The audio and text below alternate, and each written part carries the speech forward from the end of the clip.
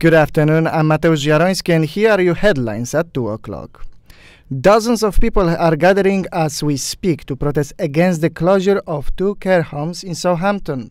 The council wants to shut Glenlee in Bitton and Holcroft House in Thornhill to save nearly £1.5 million.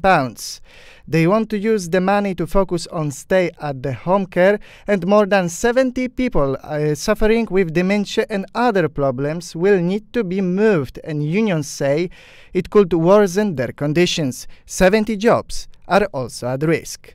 Southampton City Mission and Unison are at the Solent University this afternoon. The local charities are preparing for the Christmas period for the homeless and many more.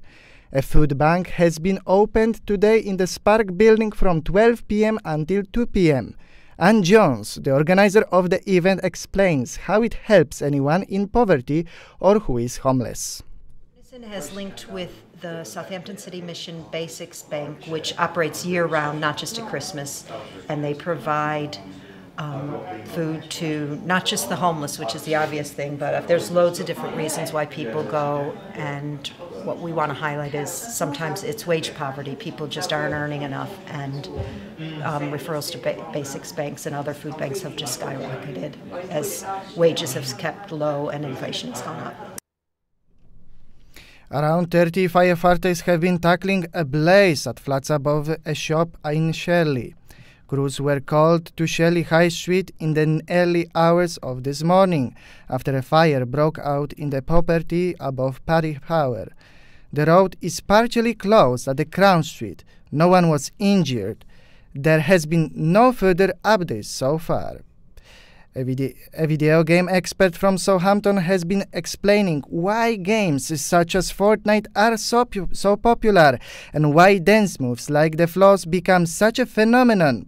Dr. Ian Hodges from Solent University says people are focusing less on the violence and concentrating more on the fun elements of the game. Evolving socially to understand what this stuff means. And yes, kids are clearly copying the games. We often say they don't copy. You see violence, don't copy it. They're not copying the violence, they're copying the funny dancing and the joy. And that's not a bad thing if there's any physical activity. And finally, a plaque dedicated to the life and work of Jane Austen has unveiled in Southampton, replacing the previous one that was destroyed in the Second World War. The plaque has been placed in the Nutfield Southampton Theatre. The tribute honors the novelist and the time she spent within the city. The Director of Development and Communications, Lara Eastwood, had this to say about the plaque. It will attract Jane Austen fans to come and see it. We sincerely hope so. The Jane Austen Society here in Southampton are incredibly active. Some of their members belong to us as a theatre, so we work very closely together. So hopefully they will be ambassadors for us as we will be for them. That's all from me from now. Check our website solentjournalism.co.uk.